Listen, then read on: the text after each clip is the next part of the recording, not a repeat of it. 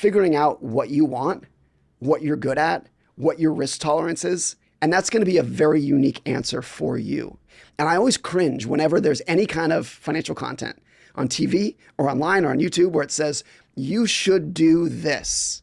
And I'm like, who are you talking to? Are you talking to a 17-year-old day trader? Are you talking to a 95-year-old widow? Are we going to pretend like those are the same people with the same goals? And a big part of this is I feel like a lot of financial debates when people are saying, you should do X. No, you should do Y. They're not actually disagreeing with each other. It's people with different goals and different time horizons talking over each other.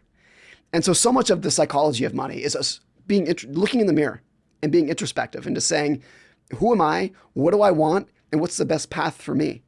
And one of the most dangerous things that you can do is take your cues and get your advice from people who are playing a different game than you are. You have people who are chasing other people's dreams. And when it doesn't work, or if they get there, they realize they're not happy. It's like, yeah, because that wasn't your game. That's not what you actually wanted to begin with. Really what every business is solving somebody's problem, figuring out a problem for someone else. That's a very, very basic way to describe a business. But you would be surprised how many businesses ignore that fundamental concept.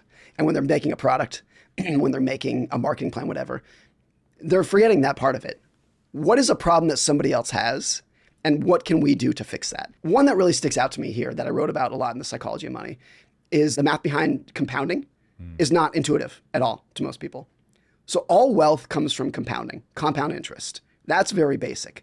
But the math behind it always screws people up. I frame it this way. If I asked you, what is 8 plus 8 plus 8 plus 8? You could figure that out in 5 seconds. But if I said, what is 8 times 8 times 8 times 8 times 8? Your head explodes. You can't figure it out. The word is not meant for compounding. Or a simple statistic like this. 99% of Warren Buffett's net worth, he's worth $100 billion. 99% of that came after his 60th birthday. It's bananas. Was accumulated after his 60th birthday. That number doesn't compute, doesn't make sense in people's heads because that's how compounding works. If he retired at age 60 when he was worth $1 billion, you would have never heard of him. The only reason he's successful and has gained so much wealth over time is because of how long he's been doing it for. It's because it's not just because he's a good investor. It's because he's been a good investor for 70 years. And that's where all the money comes from. So that too is so easy to overlook. Like people look at Warren Buffett and they say, how did he do it? How did he pick stocks? What is he looking for? How does he think about valuation and management teams, those kind of things? And that's all important. But the secret is that he's been a good investor for 80 years. That's all of it. And most people don't have that kind of patience, whether they're an entrepreneur or just an individual investor. It's like, how can I make money fast? And if you try something new and it's not working out, you give it a month or maybe 6 months before you're like, this isn't working, I gotta move on to something else. When all of the big fortunes over time, whether it's from an entrepreneur or an investor, have come from people who are doing roughly the same thing for an inordinate amount of time. And for most people in investing, if you're investing in the stock market, it's one way to get wealthy over time. The secret is that average returns sustained for an above average period of time will lead to magic. That's all you need to do. Everyone in the stock market is like, how can I earn the highest returns? What are the stocks I can own this year that are going to double? How can I get money fast? And most of the time, that's not the strategy that you want. That's not what's going to earn you the most money over time. What's going to earn you the most money is how can I earn what are the best returns that I can sustain for the longest period of time? And if you can just be average for 20 or 30 years, you're going to end up in the top 2% of investors over time. There's a quote that you said. It goes like this. In finance, spending less than you make, saving the difference, and being patient is maybe 90% of what you need to know to do well. So if it really is that basic, and I've had people on the show that say very similar things, yeah, and yet I mean it when I say that the vast majority of the people listening to the sound of my voice right now are going to die broke. Yeah. So what is it in our minds that trip us up? Why can't people do that? I think first, there's a lot of societal pressures pushing you away from that. There's a huge societal pressure that you're not rich enough, and even if you have money, you need to spend more of it. Your house isn't big enough, your car's not nice enough, your clothes aren't flashy enough. So even when you get the money, holding on to it is a completely different thing. And my definition of wealth is the money that you have not spent yet. That's what it is. It's the house you didn't buy, the cars you didn't buy. That's what wealth is. So earning money to begin with is very difficult for some people. And for those who do, holding on to it is a whole nother set of problems that there's all these social pressures pushing you away from. When you frame it as earn money, save the difference, invest, and be patient, it's very, very simple. But the social pressures, like the math is not difficult. The social pressures pushing you away from that are enormous. And then I think for even the people who understand that basic equation, it's too simple for them to take seriously. If you look at that and say that's 90% of what you need to know, like, okay, but now let's get into the fun stuff. Let's start trading options. Like that's what's intellectually stimulating for them. And so that's where their mind goes, even if that's how you chop your fingers off in investing. So for some people, it's too simple. Health might be the same of like, eat a balanced diet, get some exercise, and sleep 8 hours. Okay, that might be 90% of what you need to know for it, but it's not exciting. It's not exciting for people, so they're not going to pay attention to it. A lot of what I write about in Same as Ever is that the best story wins. Not the best idea, not the right idea, not the accurate idea, not the best answer. The best story that gets people to nod their heads is what's going to win in every endeavor in life. Business, politics, money, investing. When you tell a story and people sit up in their seats and they're like, oh, I like that. That sounds good. That's the person who wins. That's who gets people's attention. And so in investing, even if what you need to know is very basic, the people who are telling a better story and a more exciting story, those are who are going to get the followers. And that's where all the attention is going to go to. Okay, so how do we combat that? If you've seen or read, I guess, not seen, I think it was in the Odyssey, where the guy wants to hear the sounds of the sirens. So he says, strap me to the mast so that I can't go anywhere. And all of you put wax in your ears so you can't hear anything. And then I'll be able to hear, the song that calls men to crash upon the shore.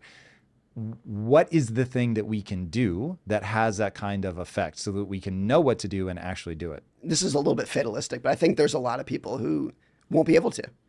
And we're never going to live in a world in which everyone in society perfectly understands how to make money and keep money and invest money. The reason that there is opportunity in investment markets is because most people are doing it wrong.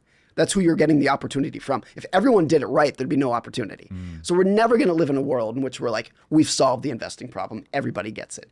In a way that we've eradicated malaria from the United States. Like we're never going to get to a point where like we've eradicated bad financial behavior. It's never going to happen.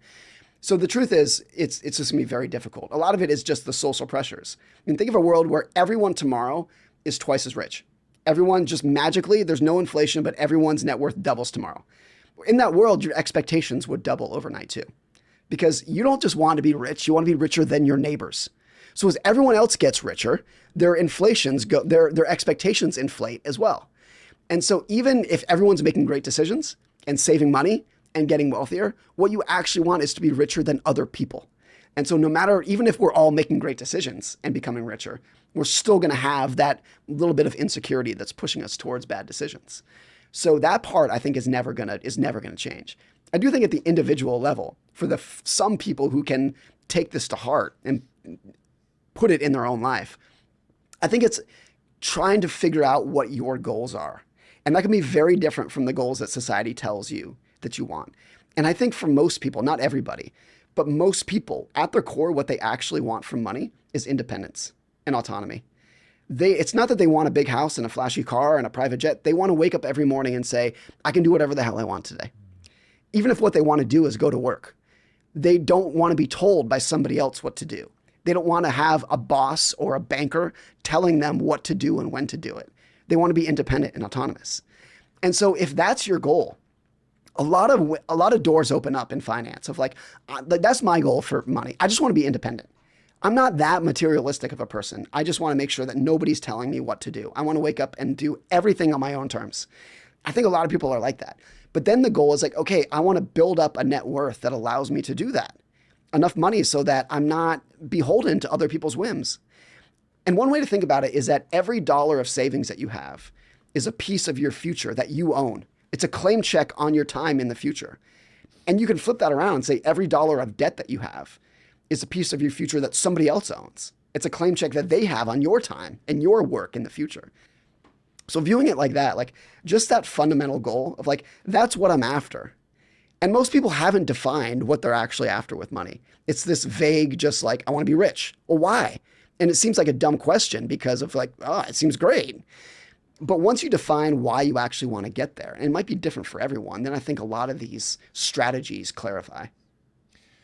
It's very interesting. All of that makes a lot of sense to me. The only thing I will push back on is I think it was Charlie Munger that said the world doesn't run on greed, it runs on envy. Yep. And so I will use that as a counter to I agree that people want freedom, but I think it's a distant second subconsciously. They're not obviously being thoughtful about prioritizing it, but I think that comes a distant second to what you said before, which is I want to dunk on my neighbors. Yeah. And so if you want a society to get violent and actually turn on itself and start literally shooting people in the streets, all you need to do is up the Gini coefficient. So that totally agree. Totally agree. And for people that don't know that phrase, the Gini coefficient is not absolute wealth. It's the differential in wealth between the rich and the poor. It's wealth inequality. Exactly. And so I think about this in American terms, even correlated to what I've heard you say, which is in the 1950s, things were way worse than they are now. Yep. But just on like every objective measure, income, life expectancy, the average size of the house, the average median American adjusted for inflation is way better today than they were in the 50s. Except for one number, and that's expectations. That based on how wealthy some people are. You could use the Gini coefficient to measure that. You know, in the 1950s, for a lot of various reasons, there was not a lot of wealth inequality. The gap between rich and poor was much lower than it was before or since. A lot of that was just like an echo from World War II of how companies were managed, and the top marginal tax rate was 91% back in the 1950s. So you didn't have CEOs making $30 million a year. There were no athletes making $30 million, and there were no billionaire hedge fund managers. It just didn't exist. And so in the 50s, most people looked at their neighbors and their coworkers and everyone else in their town and said, relative to that person, I'm doing pretty well. And so even if their incomes were lower than they are today, and they're living in a smaller house and driving shittier cars and going on worse vacations, they felt great because relative to everybody else around them, they were doing pretty well. And I think what has happened over the last 80 years is that on average, our incomes have gone up, our net worths have gone up, our life expectancy has gone up, but so have everybody else's. And so our expectations have gone up by even more. So I think there's a lot of people for whom their income has doubled, but their expectations have tripled. Yeah. And they feel like they're worse off. And that's a formula that it's an absolute recipe for misery. You can imagine a world in which our grandkids are earning twice as much as us and have way better medical technology. They've eradicated disease. They live in global peace, and they're no happier for it because their expectations go up. And you can say that because the world that you and I live in today is indistinguishable from magic 100 years ago. If someone 100 years ago could see today's world with something as simple as antibiotics, they wouldn't know what to make of it. It would just look like pure utopia. But are we actually happier for it today? How many times do you wake up grateful for antibiotics? It just becomes something that you expect and you're not grateful for it. And everyone's like that. I'm like that. Everyone's like that. Like it takes about 2 seconds for a new luxury innovation to become a baseline necessity. And so we can sit here today and dream about eradicating cancer and AI and all these things that are like so fun to dream about and would be great things for society. And if we're lucky enough to have them, we'll get used to them in 2 seconds. And so that's a big problem with money. It's just like if your expectations grow with your prosperity, you're never going to be happy. There's this great quote from the philosopher Montesquieu. He said this 300 years ago. He said, if you just want to be happy, that's very easy to do. But people want to be happier than other people. And that's a very difficult thing to do. And one of the reasons, he said, is because we think that other people are happier than they actually are. He said that 300 years ago. But now think what his social media has done to that. Where now when we're judging other people's prosperity and happiness, and you go on Instagram and look, it's all fake. It's all a curated highlight reel. Nobody posts on Instagram the vacation photo of their kids crying or fighting with their spouse. It's all the curated highlights, if not airbrushed highlights. And that inflates everybody else's expectations when they go on and they say, how come I'm not as beautiful, rich, and happy as they are? Yeah.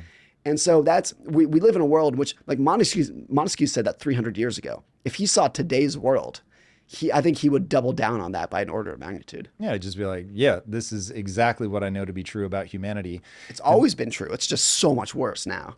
If you like that clip, check out another powerful clip right here, and I'll see you there.